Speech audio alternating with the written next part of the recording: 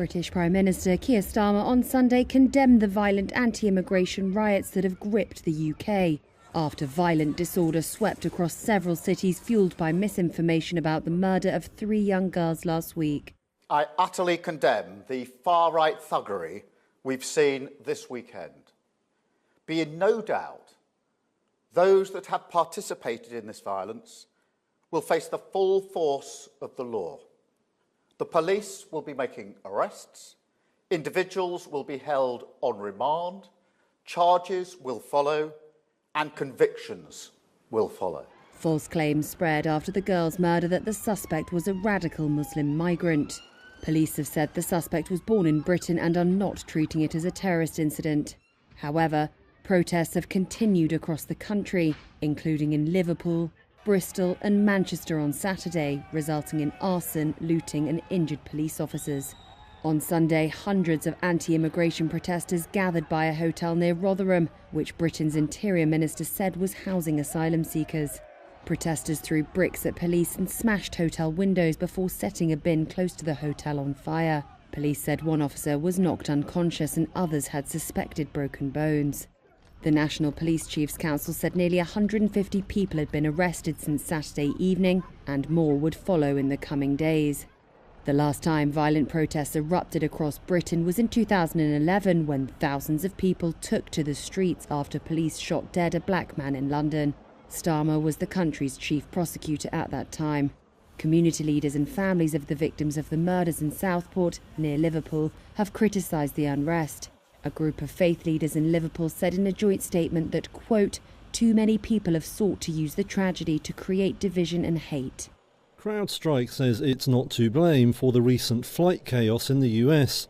The cybersecurity firm said Sunday it had minimal legal liability over the disruption in mid-July. Thousands of flights were cancelled after a faulty software update from the firm caused computers around the world to crash. Delta Airlines chief Ed Bastian has said the outage cost his firm $500 million and promised legal action to get compensation. The airline cancelled more than 6,000 flights over a 6-day period, affecting more than 500,000 passengers. Over the weekend, CrowdStrike reiterated its apology. But in a letter from a lawyer, it also said it was disappointed by any allegation that it was negligent. The firm says it reached out to Delta to offer assistance when the outage occurred, but never heard back.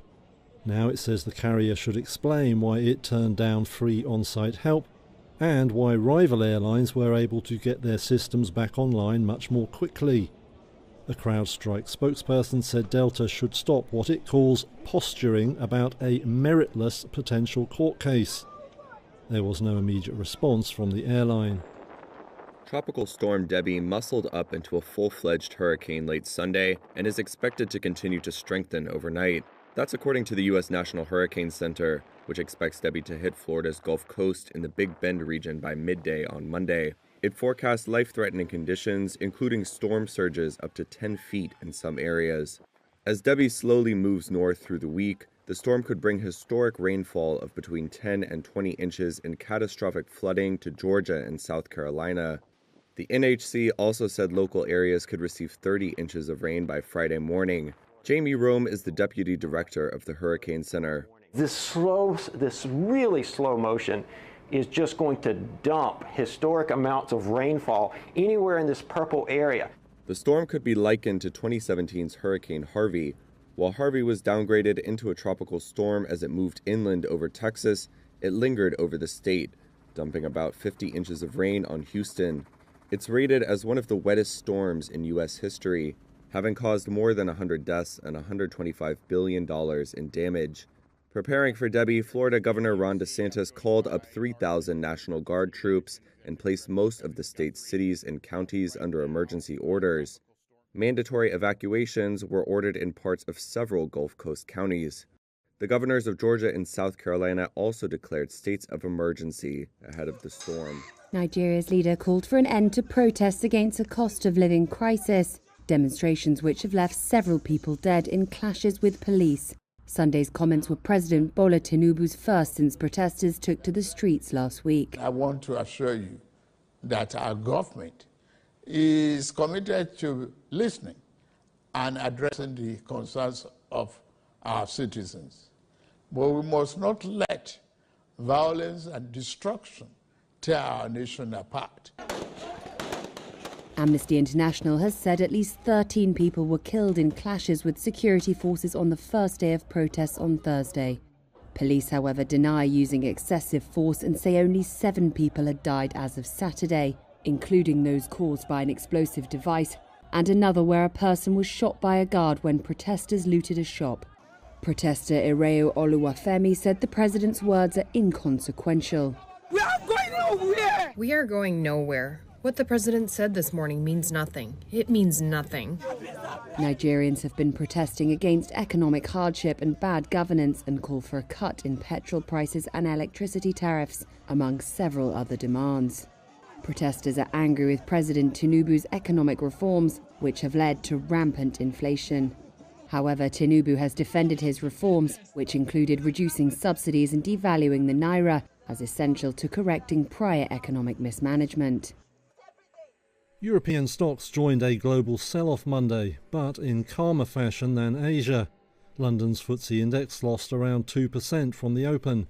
The Pan-European Stocks Index slid a little more.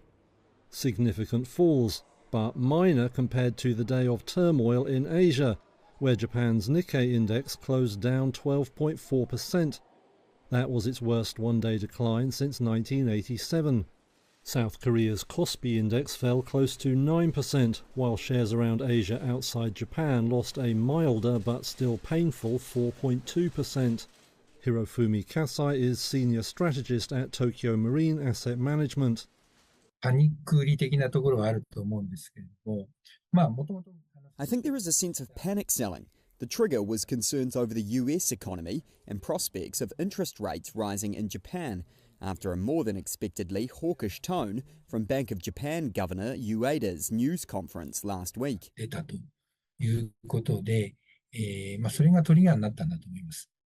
The stock tailspin set in last week after some worse than expected employment data in the US. That fueled fears that the country could be headed for a recession and spurred bets on rapid-fire rate cuts. Analysts at JP Morgan now say there's a 50% chance of recession in the country. The stock sell-off saw money flow into perceived safe havens instead, with the Japanese yen and Swiss franc both soaring. US and Japanese benchmark government bonds also saw strong demand, with yields tumbling. Adding to the gloom were weekend results from Warren Buffett's Berkshire Hathaway, which suggested the legendary investor has gone sour on stocks. He appears to have offloaded much of his holdings, including around half of his big stake in Apple. Investors saw a sign that Buffett is now wary about US economic prospects, or sky-high stock market valuations, or maybe both.